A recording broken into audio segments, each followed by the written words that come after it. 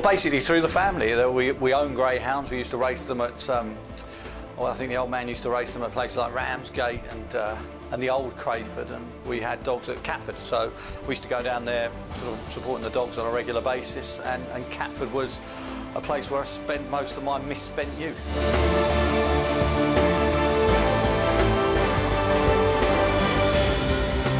I think it's just exhilarating. I think it's just 30 seconds of hugely entertaining. You know, if you punted or you're supporting a dog in the race, it's just hugely exciting. I mean, I love horse racing, but you don't need binoculars for greyhounds, and you don't have to wait half an hour for the next race. It's 15 minutes later, you're back and you're doing it all again. I mean, you compare it, any sporting event, to this year's Derby final, and tell me a better 30 seconds than that. I mean, it's not a 90-minute football match, as much as I love football, but absolutely, from the traps opening to the winning line, exhilarating.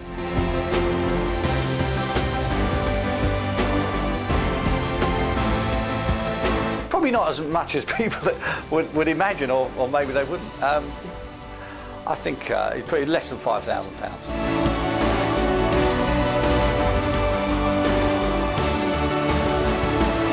I think you'd have to, yeah. I mean, maybe to us purists, with sort of the incidents of maybe one or two greyhounds not being interested in winning the race, more interested in themselves. Two-Line Jack, Lyrie Mover.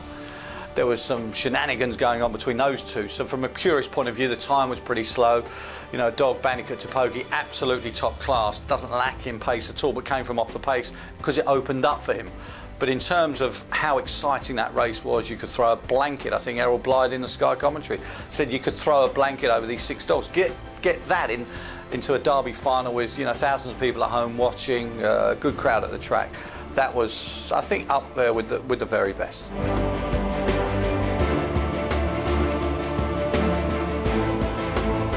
I love Hove.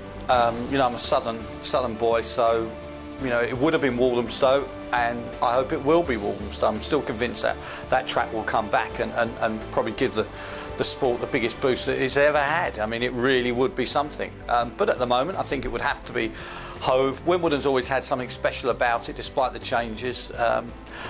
And the rest of the tracks around the country, I mean, your likes of Sheffield, I think, is just a beautiful place to watch racing, especially with the improvements there. Nottingham has got something about it. Monmore, I mean, I think, you know, Monmore is probably one of the best run tracks in the country. So, you know, not meaning to miss out any, but it would have to be, I think, a summer's night at Hove, watching the dogs. There's none better.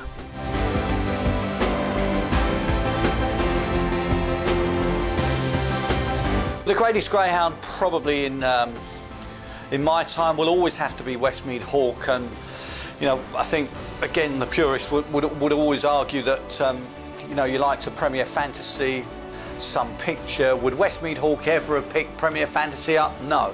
Would he ever have picked up Some Picture? Absolutely no. But it was just the way that he won his races, and it was a fantastic double Derby era. To go from last to first in pretty much all the rounds, and then to do it on the greatest stage of all, which it was a Derby final, twice, was just mind-blowing. And I think every time you see Westmead Hawk in those Derby finals, you know, it's spine-tingling.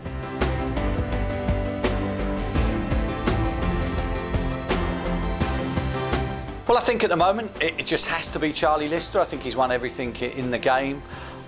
You'd have so much confidence if, you know, you owned a top-class animal that was in Charlie's hands, because there really is none better. Now, that's not to say that, you know, your Mark Wallace's and your Seamus Cahill's, your John Mullins's, there's still, you know, in 20, 30 years' time, we could be talking about them as being the greatest trainers of all time, absolutely. But at the moment, it would have to be Charlie. I think Nick Savre, again, you know, would be up there with Charlie. If he had as many greyhounds, he breeds champions now, as opposed to training them. But again, absolutely super at what he does.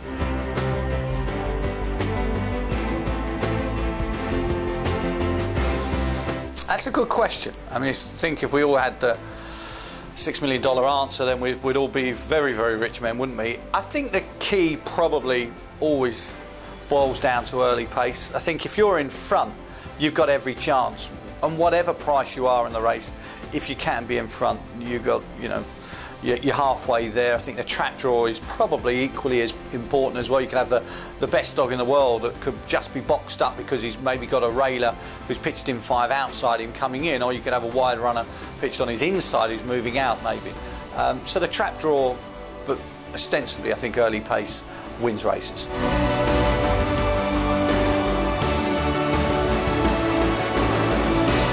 Well, I think for next year's Derby, Droopy's Oscar already looks like you know, he's a potential winner. He ran brilliantly on Derby final night. It was as impressive a debut as you could kind of wish for. He followed up pretty well in front of the Sky cameras since then, so he would probably at the moment be as good a bet as anything.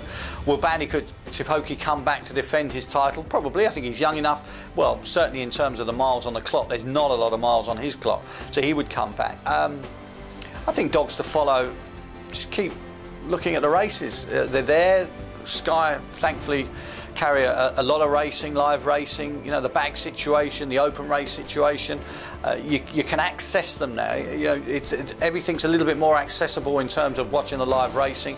I love a dog at the moment called Mill Jaguar. I think he's a really good, useful sort of Charlie Lister's, and probably is a dog that maybe a lot of people are not catching on to. They're looking at maybe some of, you know, your Yahoo Jamies and your Reluctance and all the big track record breakers. But Mill Jaguar, I think, is going to win a lot of races. So there's one for the, you know, next few weeks or so.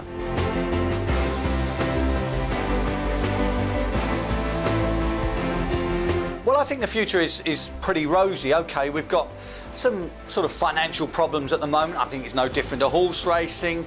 It's who pays for the product, ostensibly. But I think what TV companies have still got an interest in greyhound racing, and really, why wouldn't they? Because, you know, it's action-packed. You know, it's a great punting medium.